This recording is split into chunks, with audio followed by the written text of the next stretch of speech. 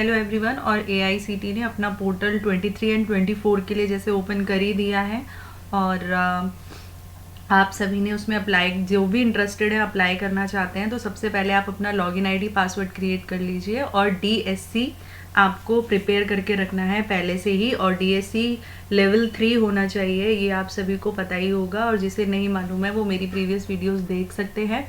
तो अब जो भी आगे आने वाली वीडियोस रहेंगी वो अप्रूवल प्रोसेस हैंडबुक 23 एंड 24 पर ही होने वाली हैं। तो जिस किसी की भी क्वेरीज हैं वो कमेंट में लिखें, और जिसको सर्विसेज चाहिए वो मुझे ईमेल कर सकते हैं technicalinstitutemedia@gmail.com पर। तो आज जो हम डिस्कस करेंगे इस वीडियो में वो होगा chapter 1, that is for new institution. तो देख लेते हैं क्या क्या इसमें चेंजेस इस बार हुए हैं।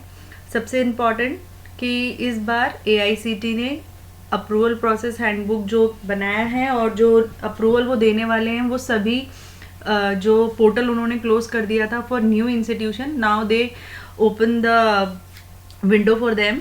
तो आप सभी जो भी डिप्लोमा यूजी पीजी अगर इंस्टीट्यूट ओपन करना चाहते हैं तो अब 23 एंड 24 सेशन से स्टार्ट कर सकते हैं। तो चलिए स्टार्ट करते हैं क्या क्या चीज़ें इसमें हुई हैं। तो पहला, जैसे मैंने बताया है, यूज़र आईडी पासवर्ड क्रिएट कर लेना और डीएससी अपना रेडी रखना सो दैट आगे जब हम फाइनल सबमिट करते हैं उस टाइम पर आपको कोई प्रॉब्लम ना हो। डीएससी में बहुत प्रॉब्लम्स होती हैं और एक ये फैकल्टी डेटा ऐड ऑन या उसमें कुछ भी मॉडिफाई करने के लिए उसमें प्रॉब्लम हो जाती है। ठीक है, तो ये है new institution. Grant of approval for setting up new technical institution offering a technic program at diploma, post diploma certificate, UG PG, post graduate degree, post graduate certificate. ठीक है, सारा ही सेम है जैसे लास्ट ईयर था, same वही है। और introduction में इन्होंने दे ही दिया है क्या क्या चीज़ें आपने ध्यान रखनी है। ये आप खुद भी एआईसीटी की वेबसाइट पे जाकर उनका एपीएस 23 एंड 24 डाउनलोड कर सकते हैं। क्या क्या चेंजेस हुए हैं वो मैं इसमें बता देती हूँ।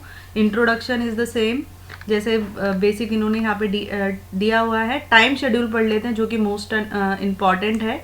ये time schedule for processing of the application. AICT shall notify through public notice in the leading newspaper and through AICT website from time to time.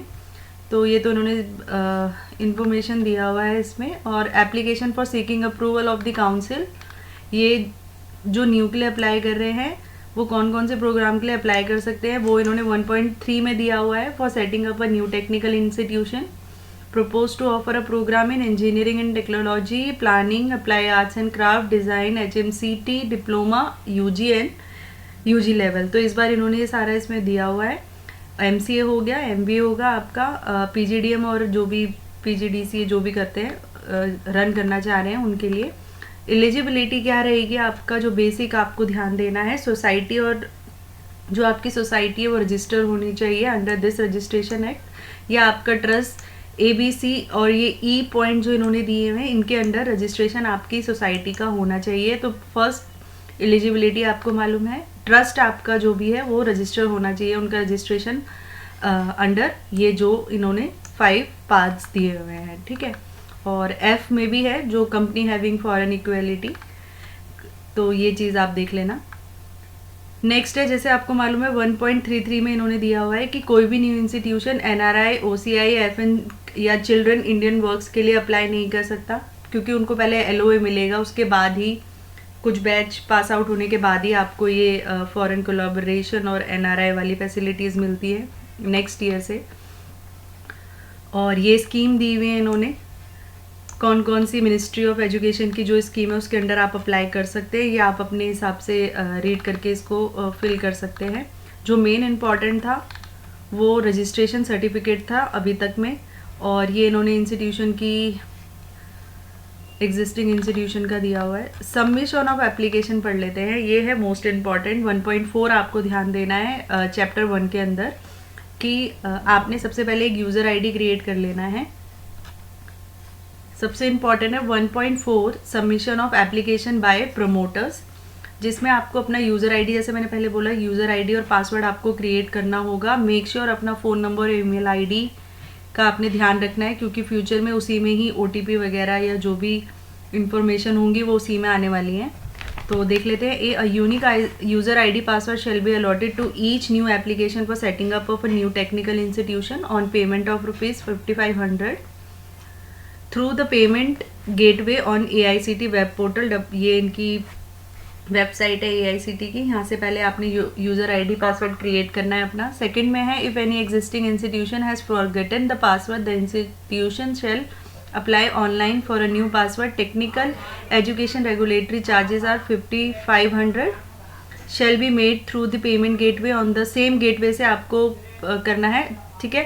ए में इन्होंने बोला है जो न्यू इंस्टीट्यूशन है न्यू यूज़र आईडी पासवर्ड के लिए apply करेंगे तो उनकी फ़ीस होगी 5500। बी में है एग्जिस्टिंग इंस्टीट्यूशन जो अपने पासवर्ड भूल गए हैं या कोई भी रीज़न है उनको अपना पासवर्ड नहीं मालूम है तो वो अगेन दोबारा अप्लाई कर सकते हैं। ये चीज़ इन्होंने अच्छा किया हुआ है तो आप इसके थ्रू अप्लाई कर सकते हैं और आपको एक एफिडेविट यहाँ पर देना होगा। उसका फॉर्मेट भी इन्होंने दिया हुआ है, वो भी मैं आपको आगे आने वाली वीडियोस में बता दूंगी, या जिसको अर्जेंट में चाहिए होगा वो मुझे कमेंट में या ईमेल कर सकता है for that affidavit.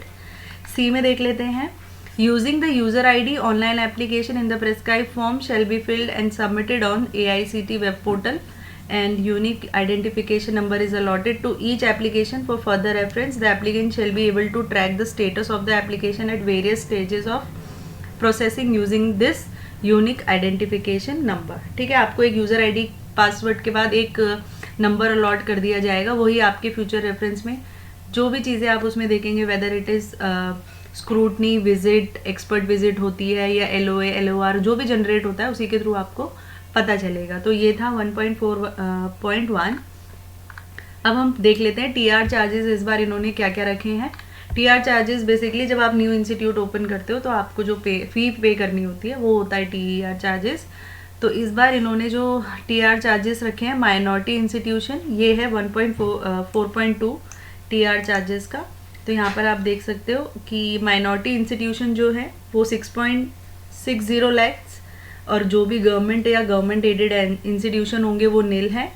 All other institution that means कोई भी इंस्टीट्यूट MBA MCA जो भी रन कर रहे हैं उनके लिए क्या होने वाली है फीस 8.80। तो इस बार इन्होंने सभी के लिए जो TR चार्जेस हैं वो एक ही कर दिए हैं 8.80 और all applicants under 1 and 3 whose application were rejected and issued final LOR in the last academic year. यानी कि 22 and 23 में जिन इंस्टीट्यूशंस को LOR मिल गया था फाइनल LOR, एक होता है LOR फिर आता है फाइनल LOR के बाद आपको एक चांस दिया जाता है, उसके बाद भी आप चीज़ें फुलफिल नहीं कर पाते हो तो आपको फाइनल LOR मिलता है। तो वो है ये फाइनल LOR जिसको भी लास्ट ईयर मिला और वो चाहते हैं इस साल अपना फिर से अप्लाई करना तो उनके लिए फ़ीस होगी 2.20। ठीक है, तो ये है इनके TR चार्जेस। तो इस वीडियो में इतना ही, फिर आगे मैं आपको बताती हूँ जो और मेन इंपॉर्टेंट चीज़ें रहेंगी। और वो तो मैंने आपको बता ही दिया है कि इस साल से सभी इंस्टीट्यूशन जो UG PG पहले बंद हो गए थे वो 23 and 24 से इन्होंने स्टार्ट कर दिया है। तो कोई भी इंस्टीट्यूट अगर अप्लाई करना चाह रहा है तो वो अप्लाई कर सकते हैं। तो इस वीडियो में हमने देखा TR चार्जेस और यूज़र ID पासवर्ड आपको लेना है तो आप अप्लाई कर सकते हैं। बाकी और जो चेंजेस या कुछ चीज़ें हुई होंगी इसमें तो मैं आगे आने वाली वीडियोस में आपको बता देती हूँ। तो TR चार्जेस सभी के लिए 8.80 है और जो लास्ट ईयर के इंस्टीट्यूट हैं उनके लिए 2.20 है। बाकी इसमें तो कुछ नहीं है, बस दो ही चीज़ें चेंजेस हैं। एक तो ये कि पोर्टल सभी के लिए खुल गया है और दूसरा TR चार्जेस इन्होंने चेंज कर दिए हैं। तो ये था चैप्टर 1 और अब हम आगे देख लेंगे चैप्टर 2। उसके बाद मैं DSC और फैकल्टी एड ऑन ये सारी चीज़ें डिस्कस कर लूँगी। बाकी अभी तक का यही है, या मैं किसी एक इंस्टीट्यूट का फिल करके अगर करूँ तो मैं उसको रिकॉर्ड करके इसमें डाल दूँगी सो दैट आपके लिए अगर आपको जहाँ पर भी प्रॉब्लम आती है तो आप उसको देख के फिल कर सकते हैं। तो चलिए मिलते हैं आपसे नेक्स्ट वीडियो में। Thank you.